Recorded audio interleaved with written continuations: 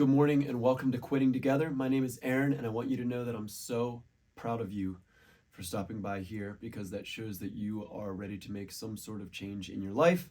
I just wanted to make a quick video because it is currently 3:30ish in the morning and I have not really slept all night. I'm going to be working tomorrow, or I guess today, from about 6 a.m. till about 3 a.m. tomorrow. It's my first day back to work. I work for myself, and I have two gigs. First one that I need to be at 6 a.m. For a church that I work at, and the second one I get to at 8 p.m. And work till about 2 in the morning, and then drive an hour home. So I'll have a little break in between then where I get to work as being a dad, and because my wife also works today. So I have a gig and then being a dad all day, and then another gig in the evening. And it's my first time doing this since going sober.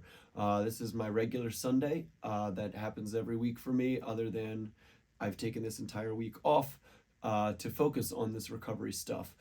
And of course, here I am, not able to sleep at all. And it would be the easiest thing in the world to just get well, not right now because I don't have any, but in general, it would be the easiest thing in the world. Normally what I would do is I'd get up, I'd go and I'd smoke some weed and I'd go back to bed and I'd fall asleep and I'd sleep great for the next couple hours and wake up and go do what I need to do. But instead, I've been awake all night and I'm incredibly tired, and I know it's going to be even worse tonight when I have to perform. But that's okay. It is what it is, and it's part of the process. And I just want to let you guys know that it's not always sunshine and rainbows, obviously, and you're going to have a lot of sleepless nights, and it's part of the process. I would be lying if I didn't tell you I'm like panicking about today. Having to do all of this stuff sober, especially while all the people around me won't be. My bandmates won't be. All of the people tonight at my concert will all be drunk and will all be asking me to smoke weed, and I will have to tell them that I'm not, and they will still be like, that's dumb, you should smoke with us, and then I have to tell them again that I'm not going to. And that's really hard to do when this is my family that's there in a way. This is some of my closest friends. We have a residency every Sunday, and we see the same people every week, and it's a blast. And I have to also act like I'm having a blast and be social with all of these people, all while being sober, while all of them are not. And I also, part of the hardest part for me is, I have this channel, and the people that I talk to on here and through the comments. And then I have a job where I go out and encourage people to get messed up. And I'm honestly really having a hard time. It feels very conflicting a lot of times, because how many of these people that part of our show, right? I'm singing shots, shots, shots. I need everybody to put your drink up in the air, blah, blah. And how many of these people's kids don't see them because they're out on a weekend, instead of spending time with their kids, they're just drunk. And I am surrounded by alcoholics all the time, and that's fine. I'm not judging anyone. I see the brokenness because I am part of that brokenness, right? And I see how hard it is for me to recover and how hard it is for me to try to change, and how much harder it must be for people that deal with alcohol or other drugs and stuff.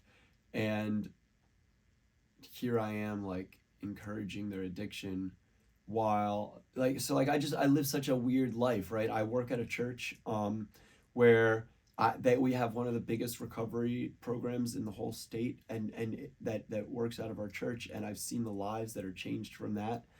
And I've literally left one of these recovery programs, they were having an event that I was running sound for and stuff, and I've left one of those, and to have to get to a gig and immediately get there and see a whole bunch of people that will most likely be going through, if all goes well, going through one of those recovery programs in the next year or so, because I don't know how long they'll be able to maintain this lifestyle that I see them live. I often look at either my bandmates or other people that we know that either when we first started the band or when they first started following the band would drink significantly less than they do now, and how much of this fun band thing has led to more addiction from them. I don't know what I'm saying right now. I don't really know like the thoughts that I'm kind of. It's just 3:30 in the morning, and this is what I've been thinking about and laying in bed and pondering. And but I love music and I love performing and I love.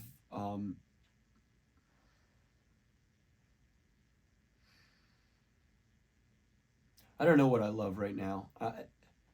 I loved doing all of that while intoxicated. I've never done all of that while sober for a long time. I didn't start smoking weed till a little bit later in life.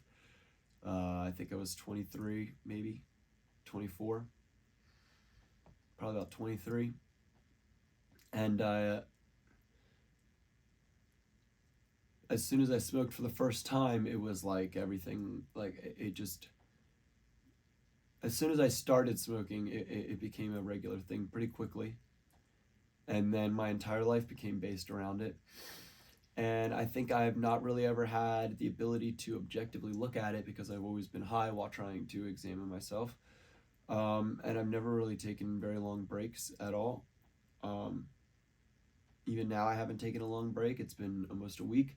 And to me, that feels like here I am. I'm on this channel and talking about recovery when I am the worst at recovery. But maybe that's why I have a unique qualification to talk about it because I'm going through it right now. And I don't know what it'll look like in the future yet. And you're going to have to kind of just keep sticking along to see what it looks like in the future. And sometimes it looks like I'm really happy and I'm really have a lot more energy and light in my eyes. And other times I haven't slept and I've freaked out at my mom when I shouldn't. And I've been too temperamental with the people that I love. And I've been seeming like I'm completely fine and then feel overwhelmed and like I need to get out of the room. And, you know, the other day on my mom's birthday, I kind of freaked out on her. I snipped out a little bit and I felt horrible about all that all day. And recovery or not, it's I never act like that. Like when I'm smoking and stuff, I'm never temperamental like that. And so to have this flux of emotions going back and forth has just been it's been interesting for sure. Today will probably, hopefully, be a good day. There's a very good chance that it is a day full of panic attacks. I've been having a lot of them lately, especially right before I quit. I was having a lot of them, but then as soon as I did quit, they've gotten significantly worse. Just but less often. So I will go from feeling fine to a full blown like thinking I might be having a heart attack, and then I'm fine a little bit later again. But that's what I'm going through right now. And the not sleeping definitely does not help at all. It's hard because I can't take melatonin and stuff when I need to be up at 5 a.m. for work. And so you just wake up at midnight or 1 or whatever, and you just lay in bed. And you can't get stoned, so you just think about how much you wish you could and try to convince yourself that it's better now because it is going to be better. But right now, it's just weird. I don't know. It feels better when I'm feeling better, and then other times when I'm distraught, I want to go back to using the same vice that has gripped me for so long.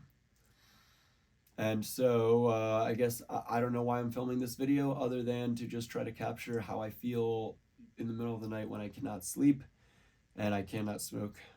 And honestly, I maybe filming this video is kind of keeping me from smoking. And if I had weed right now, I think that this would have been the night that I would have broken it. I think that I would have been able to convince myself because it hasn't been quite enough time, right? Like it's only been, this is the 7th day, so I haven't even made it 1 full week. So it'd be really easy to justify like, oh, you know what, you did the 6 days, you smoked once, and then, you know, you did another 7 days, and like, this is now a detox of it. And it's so easy to convince yourself of that. And so like, I'm pretty sure 100, like almost 100%, even with this channel, even all of that, if I had weed somewhere and I knew where it was, and I had been laying in bed for hours, tonight would have been the night that I could justify why I should use it. And instead, I don't have any, and I'm here talking to you about it. And it's probably the best thing for me. So ironically enough, my mouth is incredibly dry and I'm incredibly tired and out of it. So I kind of feel as though I almost have the endorphin release of like feeling like not like I'm high now, but like I was high like recently, and this is like that weird hangover. Um, but yeah, I don't know. I'm gonna go back. I'm gonna go lay down and see if I can get like an hour of rest before starting what will be a probably a really good, but what feels like it will be a stressful day. Um, because it's just back to reality, but this time back to real reality, not high reality. And it's a little scary. Oh well. Um, Nothing too